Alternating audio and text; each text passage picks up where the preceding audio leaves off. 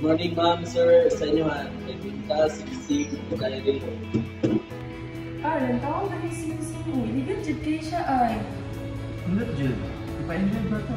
Hindi po, ikaw, para sweet food. From the best husband ever. Asam, eh. Pwede, ilang or na lang. Okay. Hindi na na-try, sir, ma'am. Curved na. Gusto niyo ipa-enjoy ka ron? Dali na kayo na, ma'am, sir.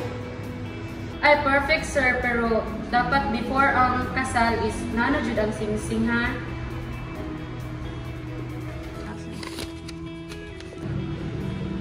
Salig niyo, dapat before September 4 na anak. May problema, sir, ma'am. Sa inyo do, ha. Thank you kayo sir ha. Sir, salamat. Sige, sir, ma'am. Salamat kayo. Thank you.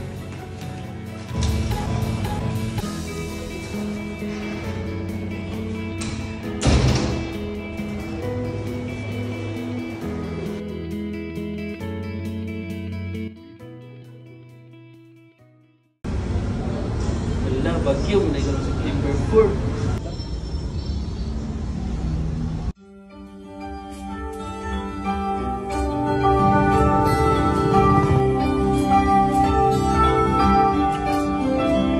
Grabe love no sa tanan atong mga kuan sa kinabuhi kay mga boss jud ta pasyon tanan. Ganun lang. Kajut lang. Yan naman, wala ka. Di balita ko, super type. Pero pakita daw po. Last 3 days yun? Atong kasalan eh. Dali. Tingnan ko si Doon. Sige, i-chat siya. Ikaw nakakuan na ha.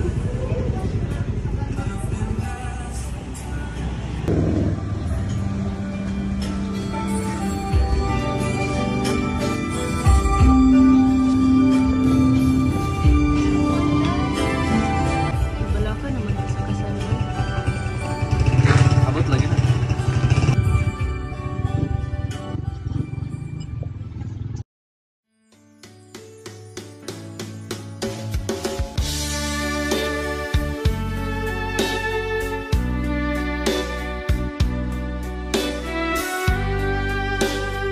So, good morning, Stan. Niyata dire para masaksihan ang hinigugmaay ni RR ug Marilyn.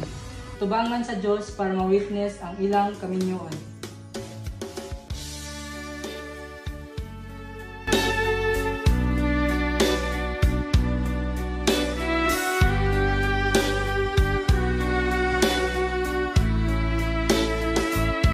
Karon palihog ko sa mga sinisig.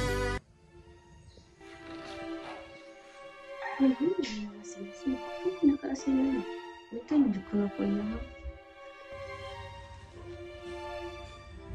Na-stop daw siya. Kay bagyo na. Malipit ako ang adlaw na maglawgot ng Ginoon. Ano siya i-deliver niya gahapon? Okay, wala man yung kaha. Besides, love is stronger than metal or any gold, di ba? Sige na lang, Father. Bahalag walay sing-sing. At least madayo na lang ang among kasal ni RR. Karon RR, do you take Marilyn to be your lawful wife, to love and to cherish in sickness and in health, for better or for worse, all the days of your life? I do. Marilyn, do you take RR to be your lawful husband, to love and to cherish in sickness and in health, for better or for worse, all the days of your life? I do, Father. You may now kiss the bride.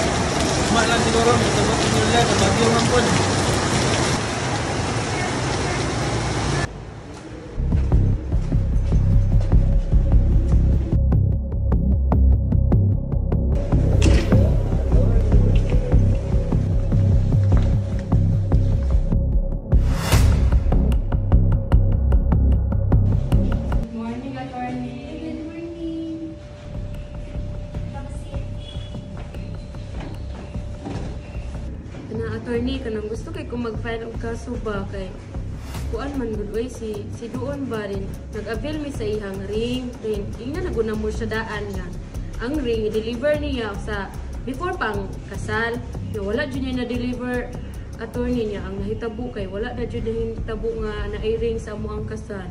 Sama ko siya time ma-deliver ma'am. Kaya gi-announce man ang typhoon before sa amo ang wedding. Then we'll file a breach of obligation to deliver. He is really in default. Di jud kinahanglan mo tabang na attorney ha. No problem jud. Thank you kayo attorney.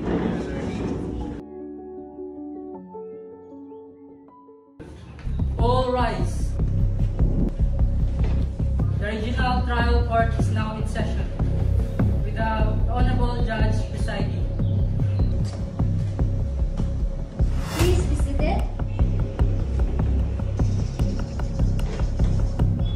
Calling the case of RR and Marilyn Muñazque versus Sidoon for breach of obligation.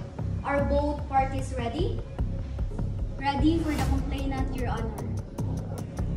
Ready for the respondent, Your Honor. Complainant, we now present the evidence. Your Honor, we call Mrs. Muñazque to the witness stand.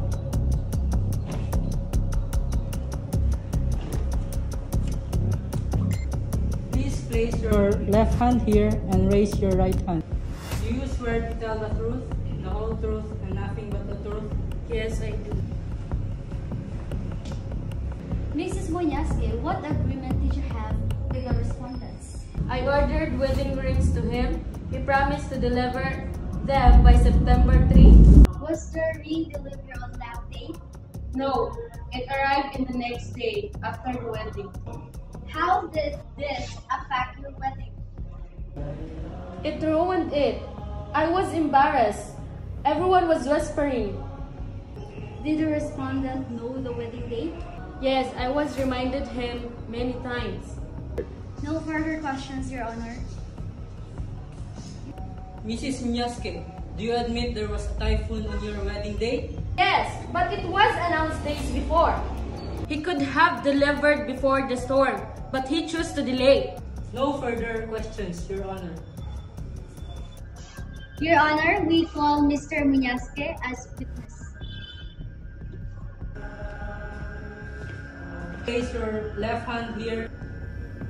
Do you swear to tell the truth, the whole truth, and nothing but the truth? Yes, I do.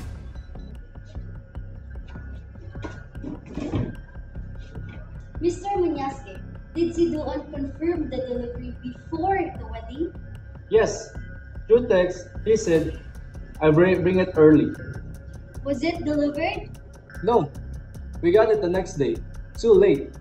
Thank you. No further questions, Your Honor. Mr. Muñazque, are you aware that Sidoon's shop was flooded? Yes, but he could have delivered sooner. Objection! The witness is speculating. Sustained. Witness, just answer what you know. I only know the ring came too late, Your Honor. Noted. You may now step down.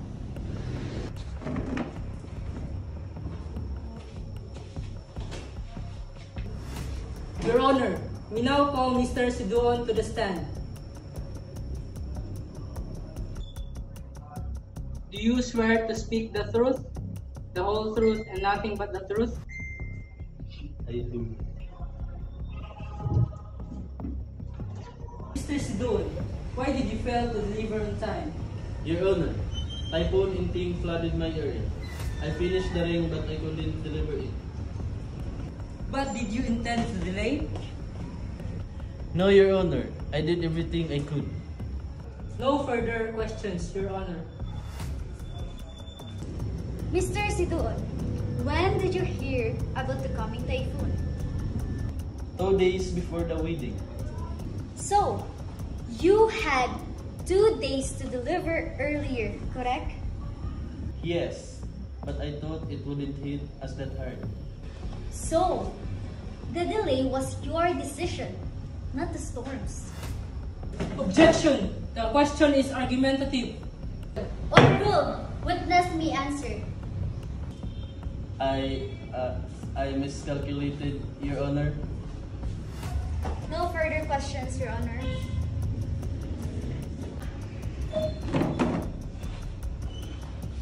Both parties have rested their cases. The court will now decide. After reviewing the evidence, the court finds that the respondent, si Doon, is liable for damages for failing to comply with his obligation to deliver the ring. As a rule, demand is necessary to put the debtor in default. Article 1169 Civil Code, by way of exemption, in cases where time is of the essence in an obligation, demand by the creditor would not be necessary and the debtor incurs in delay the moment he or she fails to comply with the obligation. It is clear that time was a controlling motive for the establishment of si Doon's obligation to deliver the ring, as it will be used for the wedding of R.R. Muñazque and Marilyn Muñazque. Si Doon is aware that the timely delivery of the ring for the occasion is the very reason for the purchase. Si Doon's argument that he cannot be held liable because a typhoon is a fortuitous event is unmeritorious. To exempt the debtor from liability, one of the requisites is that the event must be unforeseen, or even if foreseen, it is inevitable. Article 1174, Civil Code. And that the debtor must be free from any participation in the aggravation of the injury. Here, the typhoon was not unforeseen, as it has already been announced in the weather bulletin as early as September 1. Si Doon had ample time to comply with his obligation to deliver the ring prior to the onset of the typhoon. He failed to observe the degree of care, precaution, and vigilance which circumstances justly demand despite his knowledge of the oncoming typhoon. Hence, he cannot plead A fortuitous event.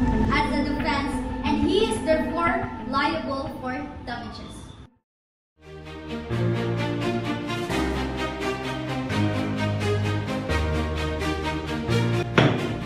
Court is adjourned.